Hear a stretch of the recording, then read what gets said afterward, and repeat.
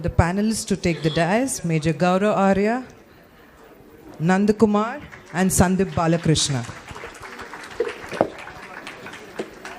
Major Gaurav Arya surely needs no introduction. The packed hall speaks for itself. But I'll try a brief introduction.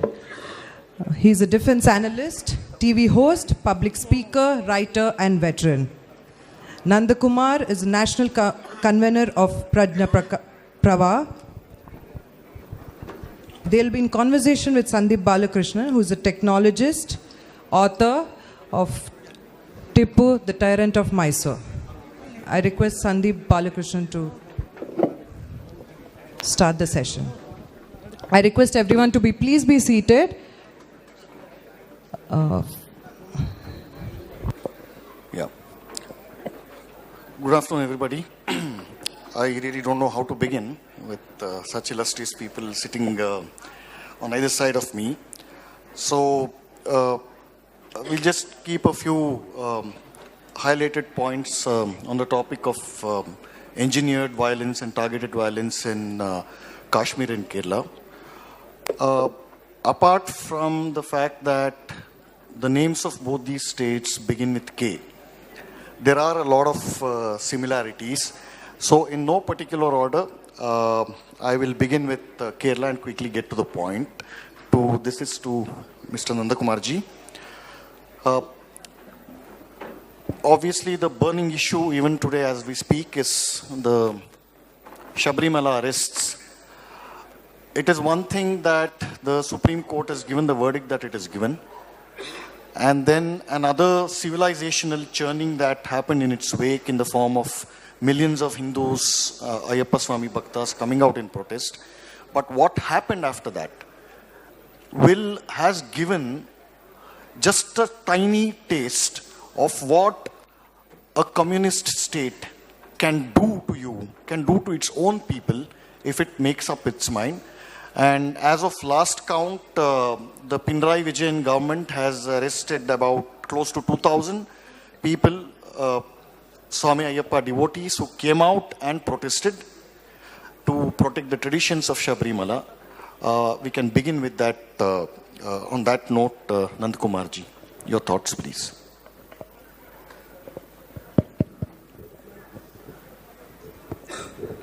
Namaskar, everybody. Namaskar, Sandeep ji and Major Arya. Today, I was just receiving somewhat dangerous news from Kerala, specifically from Sabarimala. Already the Sabarimala shrine has been rounded up by more than 1,500 police personnel. You know, Sabarimala is in the deep forest. There is only one way to reach there. It has been virtually converted into a police cordon now, including machine gun holding commandos. For what? To resist devotees. That is the situation which is prevailing there in Kerala. And all the media, sorry to say, media considered to be those who are brave enough to go to Syria even, and brave enough to go to Jammu Kashmir and shoot all sort of things from Kashmir, pelting, stone pelting and everything. But those media which are there in Kerala, considered to be the bravest among them, are not yet gone there. They were blocked. And they are just obeying the orders of Pinarayi Vijayan. Vijayan has given them an order. In Malayalam, there is a peculiar word, peculiar prayoga usage. Kadakku Purathu. Those who are from Mangalore side, you know the meaning. Get lost. Get lost. He has once said to the media people who ended in one of his meeting place, he just roared that all the media went out. So that is the situation in Sabarimala now. Because Communist Party is against Hindu ethos, Hindu unique cultural practices, Hindu customary practices, traditions and everything. They knew that if they are able to destroy Hindutva from Kerala, it will be with them. That Kerala will be with them forever. There is a very bigger, sinister plan by some other elements also, right from 1950s. In the beginning of 1950, Shabarimala shrine has been burned by a particular group. And that was also supported by communist people at that time. But immediately afterwards, the Hindu people, Hindu devotees came out and they resurrected it. And after that also, there are a lot of attempts on Shabarimala because Shabarimala is attracting Hindu people like anything.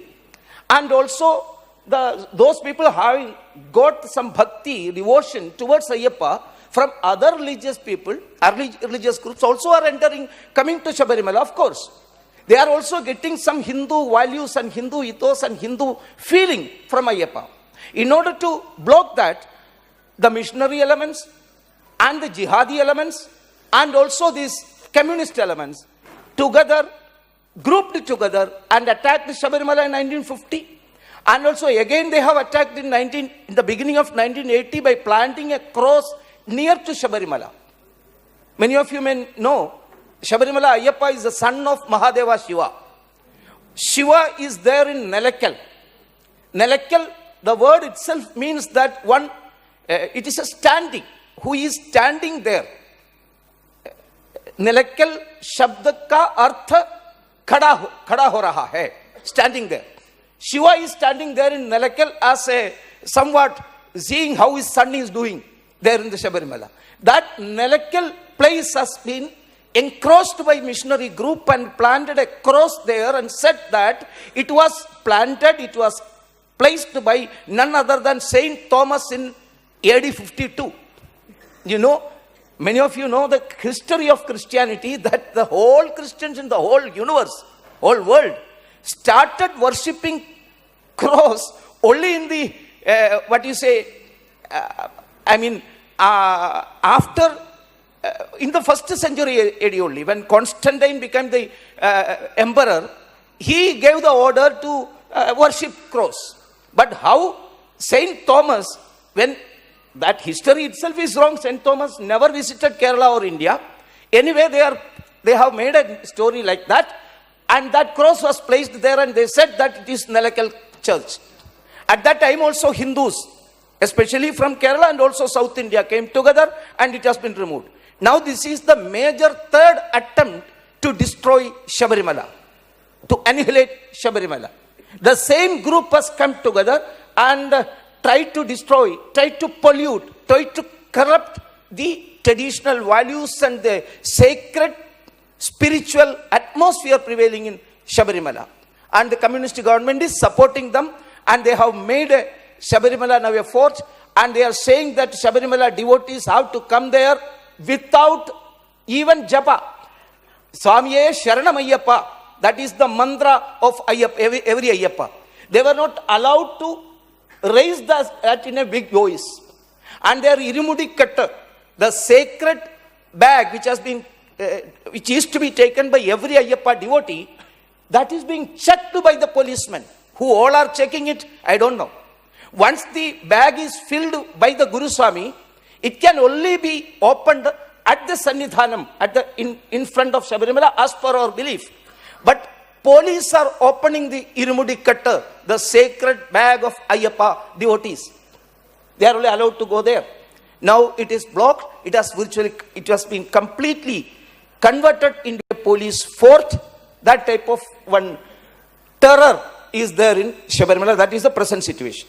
So on a related note, I think that the very fact that this had to happen and all these arrests and violence and operation is happening only shows that our traditions have weakened.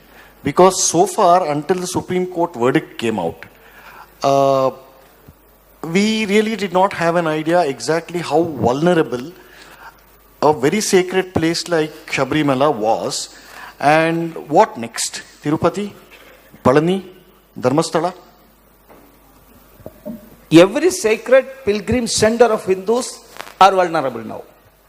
Everywhere, already it has been started. These groups, I already stated it clearly, I don't want to hide or I don't want to dilute, I don't want to mince my words, this missionary group and also the jihadi elements in connivance with this communist group. All these groups are trying to destroy each and every Hindu pilgrim center. Already it has been started. Tirupati was attacked. Shabarimala has also already been attacked in many ways. Not only burning it, not only placing cross in front of Shabarimala, not only destroying or polluting Shabarimala's traditional values. The Tantri, the chief priest, has been attacked already. Now also, the communist ministers, communist leaders are calling them in all sort of abusive language. Even to the extent, many of you came to know also, it is very, very much painful to say as a devotee of Ayyappa and also a person from Pandalam where Ayyappa belonged to. I am from Pandalam. Very much painful to say that the chief priest considered to be the father of any deity. Deity ka pitaji ka sthan hai Tantri ko. वो तंत्री को इतना गाली, abusive language they have used, and even to the extent that these tantris and pujaris are not wearing, sorry my sisters, they are not wearing underwear. Without underwear they are going to the temple. That's the way in which communist people are abusing our culture, our tradition, our religious leaders. And also another thing, the women who are going to the temple, why they are going? Why they are going with wet clothes? Sorry again to my mothers and sisters, this communist leader, one of the ministers, was saying shamelessly, 10 days back he stated that they are going to the temple to, show their, seduce them and show their organs, I feel. That is the way in which they are abusing. In all sort of the way, Shabarimala, Tirupati, Kashi, everywhere this attack is happening, and it is going to a big issue before us unless and until we come together and safeguard this great tradition and cultural values and ethos.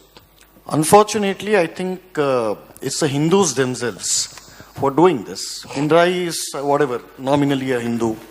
Most of his ministers are Hindu. They have Hindu names. What explains this? And also the fact that without the majority Hindu vote in Kerala, communist parties will not come to power. What explains this? How was the communist party apparatus set up in this state that allows this to happen? I hope here Pinarayi Vijayan is not present here. Otherwise, Sandeep Balakrishnan would have been attacked immediately. I am quite sure, because once E.M.S. Namboodiripad was asked by the Illustrated Weekly editor that why you are a Hindu. They conducted a very big debate. One of the person was E.M.S. Namboodiripad. And E.M.S. Namboodiripad answered in this way that who told you that I am a Hindu? That was only one sentence answer. Another person who was interviewed was C. Achyuta Menon. He was also a Communist Party Chief Minister of Kerala. Okay. And he said directly that I am not a Hindu. So though they never considered themselves a Hindu, they need only Devasam's money. They are ruling Devasam temples and taking money out of it and using for any purpose to destroy Hindus. See, any of you knows it or not, I don't know exactly. In the beginning of the Malayalam month, Tula Masa, for 5 days Shabarimala was opened and big problems were there. All are aware about that. At that time also police were there and ruthlessly they attacked the devotees, even women devotees, Maligapurams. Ruthless. Many of them are in the jail still now. Many of them are in the hospitals. Things are going on. And one of the devotees was dead. Found dead, I would like to say, more precisely. Found dead after 10 or 15 days. And yesterday, state government has given notice to Devasam board, Shabarimala Devasam board, that they have to pay the policeman's salary. In order to beat the devotees, they are taking the money out of the pocket of the devotees. That's the thing going on in Kerala. So, they are Hindus. It is only because the Hindu feeling is to be raised, education is necessary, social organization, Hindu organizations are to be very careful about all these matters, and we have to show the boldness and braveness to challenge this type of attacks on our cultural ethos and cultural traditions. Thank you, Nandkumar ji. We'll pause it here and then turn to Major Gaurav. A warm welcome to you, Major.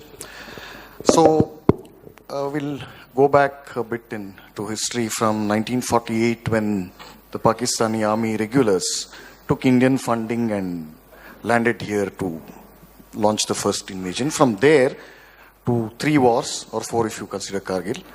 From there to stone pelting. How do you see this journey? Nandkumar ji, Sandeep ji, and all friends here, Jai Hind. The question which is asked is that from 1947-48 till 2018, where we are sitting, how do you see this? I will tell you a narrative about Kashmir which is not popular. And we must have the strength and courage to understand and imbibe and deconstruct this narrative about Kashmir. The only reason why Pakistan wants Kashmir is that Kashmir has Muslim majority. There is no other logic to Pakistan's demand of Kashmir.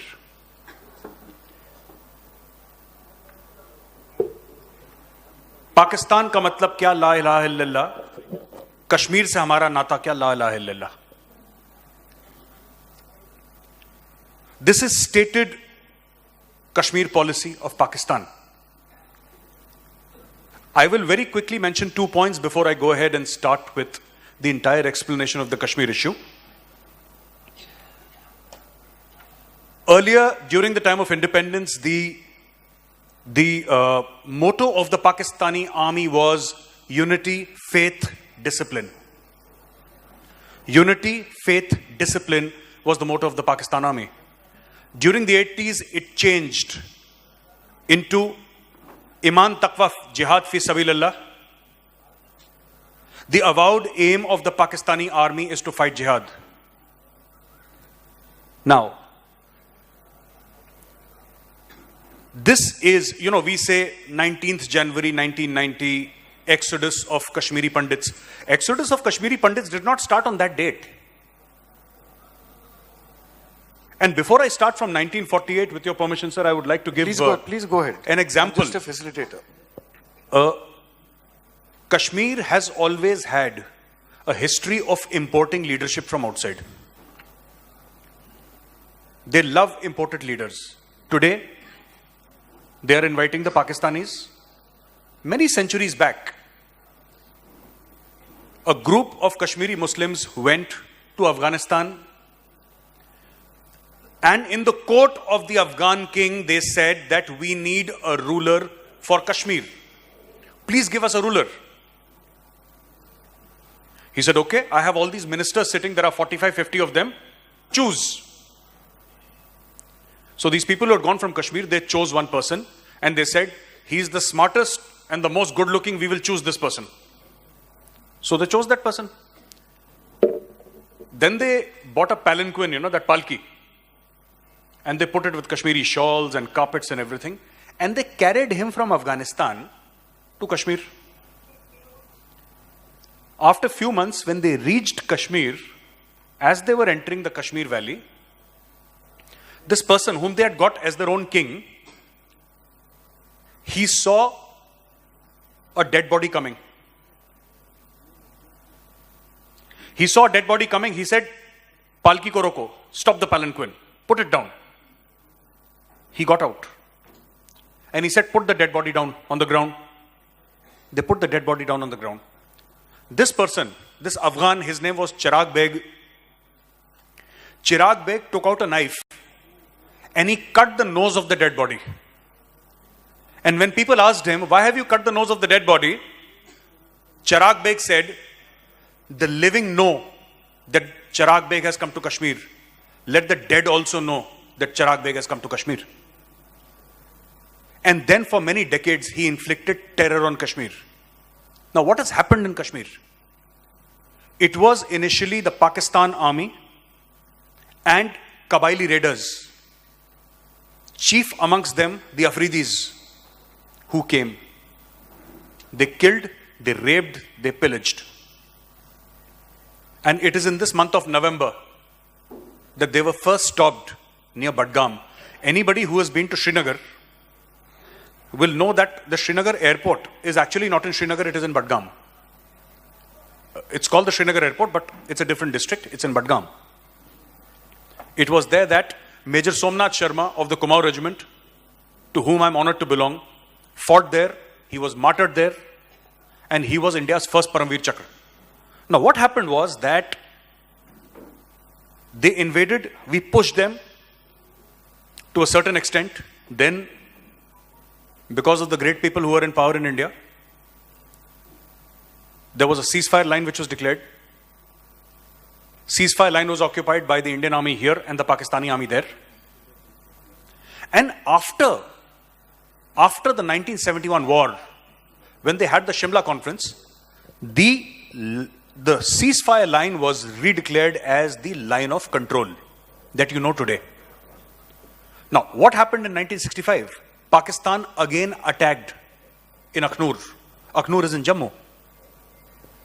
In 1999, they again attacked in Kargil. My second example, when in 1989, the problems in Kashmir started, the terrorism in Kashmir actually started.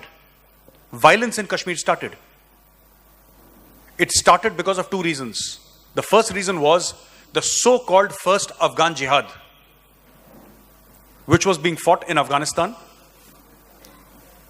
sponsored by America, fought between Russians and the local Afghans, and fought with American money, American weapons, American training, and American direction, but under the aegis of the ISI and the Pakistan Army. 1989, Russia left Afghanistan, and Pakistan suddenly discovered that we have 3 million Afghan refugees near Peshawar.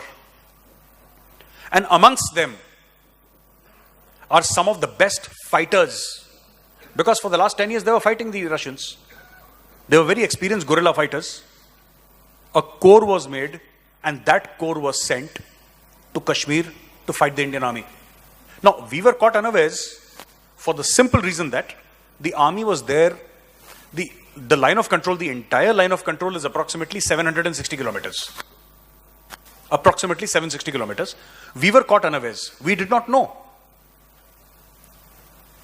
And inside Kashmir, there was no army.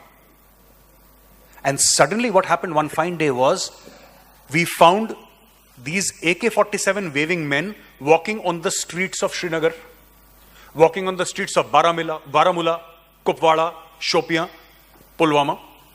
They were walking all over. They were killing people. And the killing of the Kashmiri Pandits was deliberate. There is a saying in Kashmiri, which is very infamous and unpopular, but it is remembered even today by Kashmiri Pandits. Raliv, Galiv, Chaliv. Either you go away, or you convert, or you die. And if you choose to go away, leave your women folk behind. Kashmiri Pandits were massacred, they were butchered. And it is to our great shame as a nation that we could not defend them. It would have been a simple exercise. And I'm saying this on record, I know this is being recorded, and I can tell you, what do you have to do? All you have to do is pick up the phone and tell the army chief. That is what has always happened.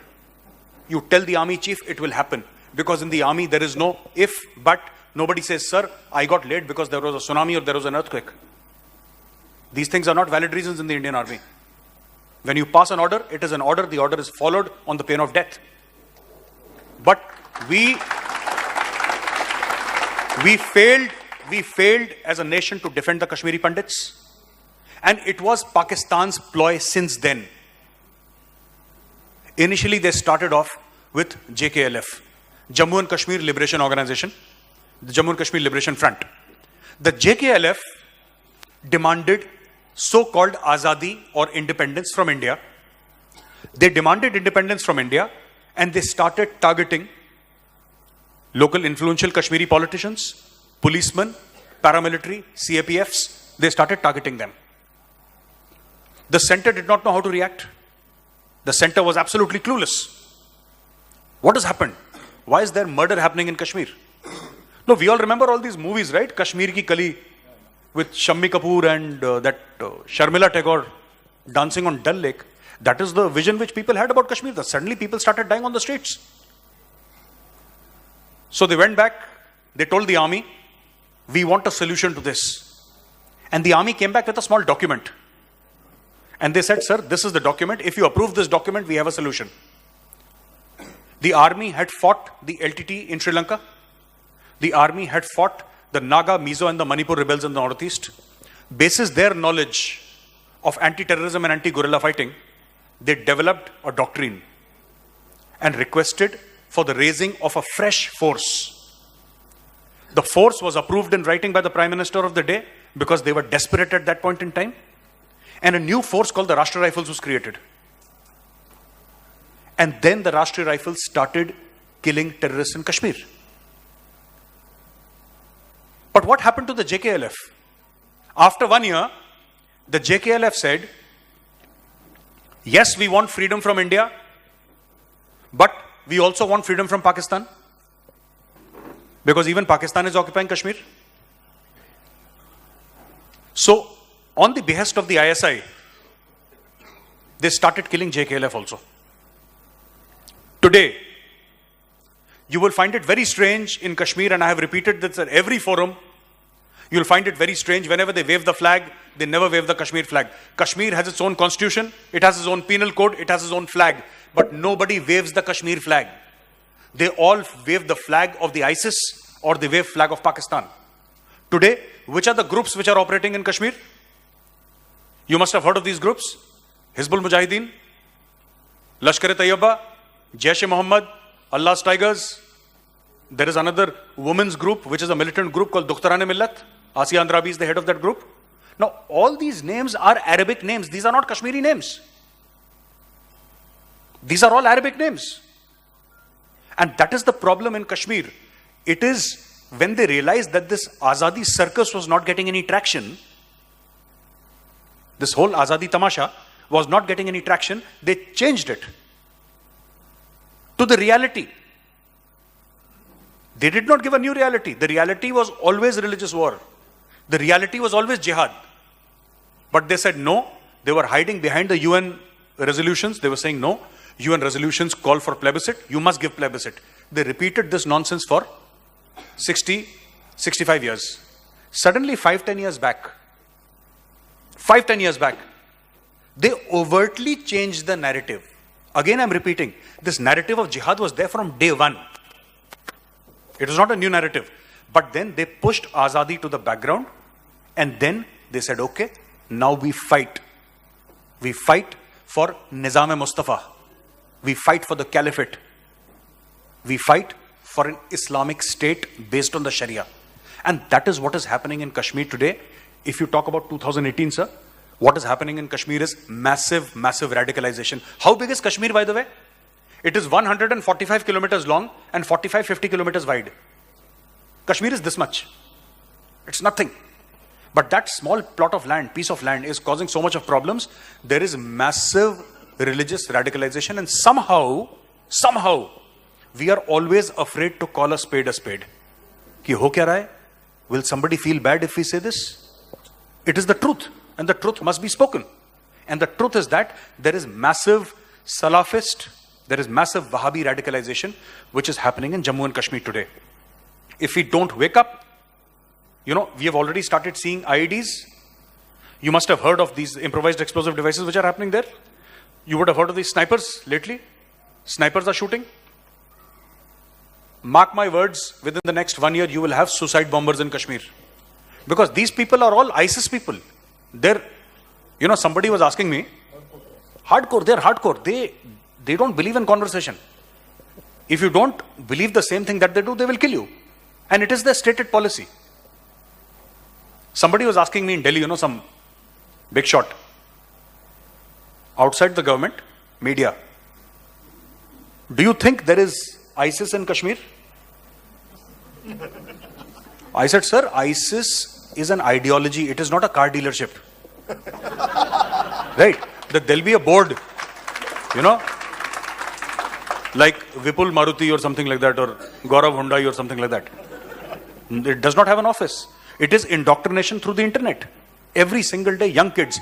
Only day before yesterday, a student from Greater Noida, Sharda University or some other university, he left, he picked up an AK-47 behind the ISIS flag. His photographs are now viral on the internet. Now what will happen? Hoga kya isse? That boy's mother is worried, she's crying. Where is my son gone? And that guy will get killed. Major, sorry to interrupt on the question of son. Yes. I clearly remember one of your love letters had gone viral on the internet. Okay. So you were talking about, sons and people getting recruited. Yes. And you also mentioned about the media. Do you think Burhan Wani is a poor school headmaster's son that you wrote that love letter to? Would you care to throw a light on that? Sir, मैं बता रहा हूं, I'll tell you the truth of Burhan Wani. I did a small program with a doctor in Kashmir. All these people, who are getting killed, why they are getting killed? It's very funny and many of you will laugh. But many of these terrorists like Burhan Wani are getting killed because they have 4 or 5 girlfriends. This is the truth. I'm telling you the truth. What happens is that they talk on the phone to one girl, that one girl will get jealous, she will talk to another girl. Then they don't know that the Indian army is listening. And they have a very bad habit of taking selfies. They don't realize if you are a terrorist, keep it a secret. I mean, it's not that difficult to understand. No, but he's a poor headmaster's son, right? Sir, that headmaster, I'll tell you that story of that headmaster. There is one Indian journalist, I forget the lady's name, Harinder Baweja or something, I think, probably. But I could be mistaken, I'm sorry, I don't remember. She took an interview of Burhan's father. And you know what Burhan's father said?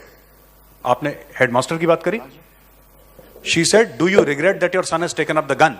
And he said, no, he's walking in the path of Allah. I'm proud of my son. So, there is a unit in Taral called 19 Rashtra Rifles. 19 RR. 19 RR killed Burhan Wani. They will keep on killing anybody and everybody who picks up a gun against India. You see, you have to understand one small concept. एक छोटी सी बात आपको समझनी पड़ेगी. What does the Rashtra Rifles do? What does the Indian Army do?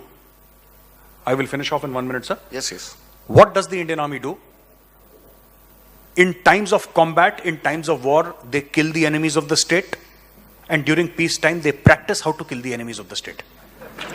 They don't have any other work. Now this young kid, and I feel sorry because, the way he's holding the weapon is also like, he's holding a pencil. Usko pata nahi hai. But he's picked up the weapon, he's holding it like this. Now he also made the mistake of clicking a selfie, all these people. Now he clicked a selfie, I'm telling you within 6 to 7 months, he'll be gone. They'll find him, he will make a phone call to somebody. They'll track him. And the beauty is that Jammu and Kashmir Police, CRPF and Indian Army are working in very, very close coordination in the valley. Thank you, Major. Now, I think I'm running out of time. One last question to Nandkumar ji before I open it up to Q&A from the audience. I know you guys are waiting. So, recently I'd been to Kaladi, the birthplace of Adi Shankara. What I saw just shocked me and it pained me also because there is this one oasis of extraordinary spirituality that gave the birthplace of Advaita Vedanta. Today it is encircled in all directions by mosques, mostly church, but mosques, and there's nothing Hindu, even remotely Hindu in the vicinity of Kaladi except that Matham. And on the other side we see that the majority of voters of communist parties are Hindus. How did this de-Hinduization and this kind of, I would say that large sections of Kerala Hindu population don't have a disconnected sense of reality about their own identity? One thing I would like to say that the Shankara Stupa and Matha and Ramakrishna Ashrama and Sringeri Ashrama, which is remaining there now, it is all because of the Hindu organization's effort, especially Rashtriya Swayamsevak Sangha. It's all because of that. In the beginning of the 1950s, There was no Shankara Stupa, which you are seeing, Vijay Stamba, which is seeing now. It was not there. At the same place, the Christian missionary group, I would like to say that the whole, I don't want to say that the whole Christians are doing that. The missionary group, the conversion wala, they tried to construct a church at the very spot. At that time, Sangha work was not at in a, what you say, in a, it's not as good now. Strong hai. At that time, it was not that strong. Still, the Swayamsevaks protested against it. At that point of time, again the Red Jackals, Red Wolves, the communists of that Kaladi, Ankamali area, they came forward in the name of the Progressive Writers Forum. You know, Communist Party has got a lot of these type of forums. This Progressive Writers Forum, and they announced publicly that they are going to conduct a beef festival. This is not 2017-18 story. It happened in 1950. They announced publicly that this beef के बारे में communist party का जो प्यार बहुत पहले से ही है, गोमांस के बारे में. They have announced that they are going to conduct a Gomamsa Sadhya in Kaladi, where Shankara born. Just to add to that, earlier this year or last year, in Shankaracharya University Yes. canteen, they're serving beef. I am coming to that point also. And at that time, our people there were forced to announce publicly. Again, I want to say, if these people are going to conduct this type of one festival, beef festival is there, in that curry, there will be some human flesh will also be there. Human flesh will also be there. And it has been objected, protested like anything. And in that way, it was defeated. And after that only, that particular stupa has been made. That is one thing which I want to declare directly at the beginning. Second point, of course, afterwards also this group has worked very well with the help of the ruling Communist Party and also ruling Congress Party. In Kerala, just after 5 years, Congress will come to power, and then afterwards Communist Party will come to power. And all these groups are being supported by the communalist elements. And with the support of these communal elements, they have acquired so many areas of Kaladi surrounding this stupa, matha and ashrama. They have constructed all sorts of these big churches in the form of sheep. They are always in the mood of a trade mentality. So they are constructing the churches in the sheep, in the market form, and that type of bigger constructions were made and tried to conquer or attack Hindus in a psychological manner also. They are trying to make it. Still, the Hindu organization works are there. Again, I want to remind you one thing. Understand, until this organization work and this social consolidation work is being strengthened, this type of efforts cannot be stopped. Now it is going on well. I would like to say, for the last 4 or 5 years, in a big way, our Hindu organizations are conducting Shankara Jayanti Akhosha, they are conducting Ghosha Yatras, and this consolidation process is in the way. Thank you. So now I open up the floor for questions. Yeah, a lot of hands. I have time for exactly 4 questions, 2 each to Nandkumarji and 2 each to Major Arya. Good morning, sir. This is Dr. Priyanka. Sir, my question is to Nandakumarji. We have this new breed or breed of authors or thinkers who glamorize and patronize people like Ravan. Maybe they were good. I don't have any comments on that. Oh, quickly, but question, Ravan, please. Bali and Mahishasura, has this led to, is this in some way contributing to the Sabrimala up? Yes, of course. This new breed of intellectuals led by this cultural Marxists. There is a new term, that's cultural Marxists.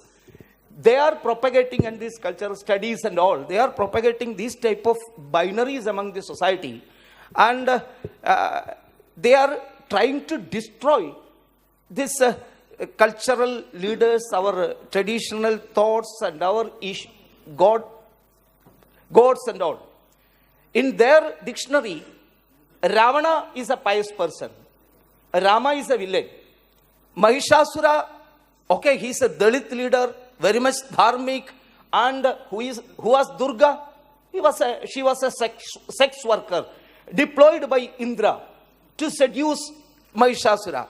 For 9 days, she has somewhat seduced him and kept him, and on the 10th day, she killed him. This type of propaganda is being made by this group, these cultural Marxists. And of course, you must have heard Vivek Agnihotri about this. I feel that urban nationalism, indoctrination, and all these things he has mentioned also. And this type of propaganda has in a big way affected and influenced our young hearts also. In that way, they came out against all moralities. See, these communist peoples are ammorals, not even immorals. So there are 3 words. Morals, those who are following this morality. Immorals, those who are not aware about the morality, so they are immorals. But they are type of persons like Duryodhana. Duryodhana used to say, Janami dharmam nachame pravarti, janami adharmam nachame nivarti. I know dharma, it is not my way. I know adharma, I don't want to do it. That is the way in which they are functioning.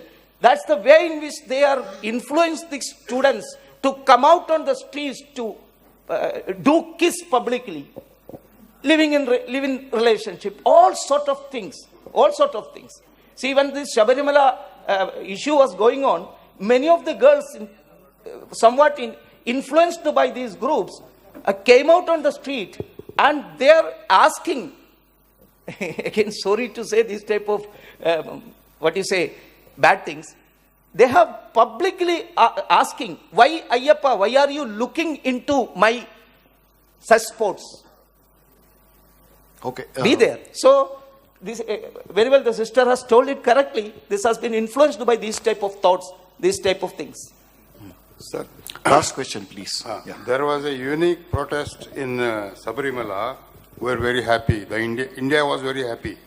But was it for particularly Sabarimala or for Hinduism? Is the question. And if the political situation in Kerala will change now? I feel, of course, the sudden upsurge has happened only because of Ayyappa. Because Ayyappa is a feeling of that level as far as Keralites are concerned, also the South Indians are concerned. And of course, for the last several years, the Hindus of Kerala are feeling a persecution. Continuously a persecution is going on against the Hindus for so many reasons. Now it became, and just like a volcano, it has, burst out. The main reason of the sudden upsurging is Ayyappa, but of course the underlying factor is Hindutva. Hindutva feeling is there, and it is, so many organizations are also coming. For example, NSS. NSS was against all these type of Hindu consolidated movements. Now they also came together. SNDP, of course, the Irava community leader is not saying very much in favor of it, but all their followers are very much with this new movement. And the last part of your question, I do feel, as a Keralite, I firmly believe that if this situation is going to continue, very big tectonic change is going to happen in the political field of Kerala. And thank you, Nandakumarji. Okay, one last question to Major Arya. My question is, to Qatar, Indian government, that period of time, Indian government feeded biryani and a particular newspaper. Was that needed for the terrorists to be treated? Indian follow Atiti Devo Bhava, but was there a need for Indian government of that period to give him that and show our Atiti Devo Bhava there? Ma'am, are you talking about Ajmal Kasab? Yes.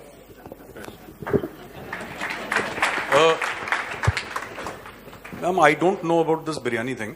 I've read about it in the media, but I can tell you one thing. I will answer your question in another manner. Right?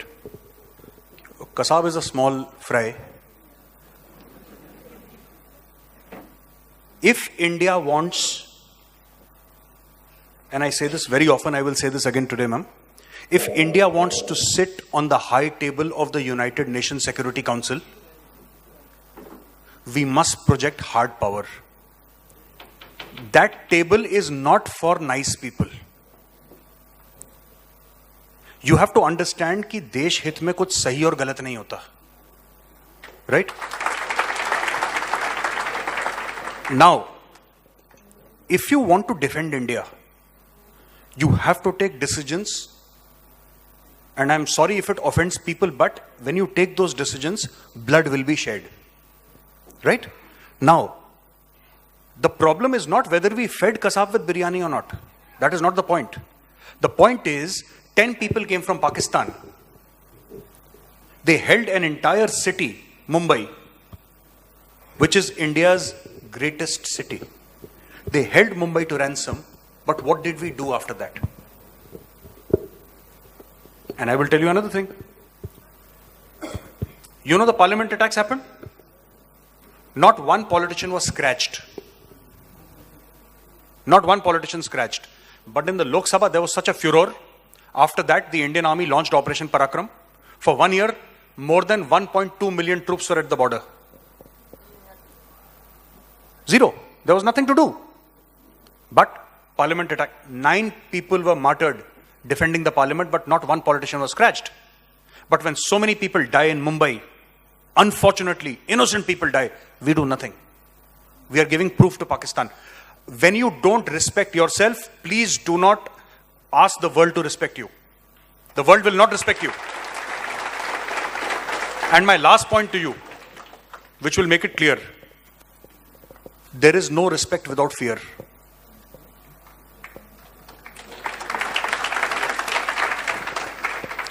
Thank you, Mitch. Okay, one last question. But I'm getting multiple hits from all sides. So one last question. Sorry, I represent the media, and my question is to Major Gaurav Arya.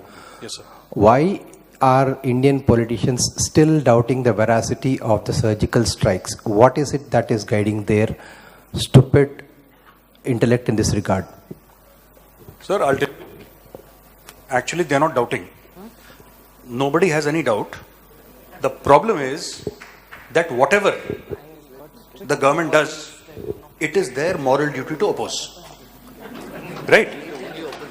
Now, I will tell you, these kind of retaliations across the border have been done many times.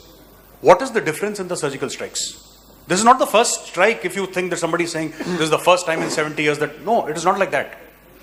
I can tell you on record, though nothing happened because the Pakistanis is not there, even I have gone across the line of control. Right? But there was nothing there. I mean, they were not there as usual. They disappeared somewhere. So, the thing is that this surgical strike is important because for the first time, a Prime Minister said, I take responsibility. What was he taking responsibility for when he said, I take responsibility? He was taking responsibility for the fact that anything could have happened in Pakistan. People could have been captured. Our soldiers could have been killed. You're going deep inside enemy territory. Anything could have happened. So the Prime Minister stood up and he said that I take responsibility for these strikes. That is why these strikes are important, apart from the fact that they were done at a massive scale. People doubt, they are doubting the Indian Army. This is one of the very, very few institutions in India that has always given good news to the Indians. They have never given bad news. And I never make a political comment. I try to be as apolitical as possible. But I can tell you, I only pray. I am a devotee of Lord Shiva. And I pray to Lord Shiva that he gives some sort of maturity to Rahul Gandhi. Little bit. On that great note, we have to close this lovely session. It's been great listening to you, Nandakumar ji, and very inspiring, Major Arya. So, thank you. Thank you to the Out panelists. to the organizers. I now request Mr. Sunil Kulkarni to hand over the mementos to the panelists.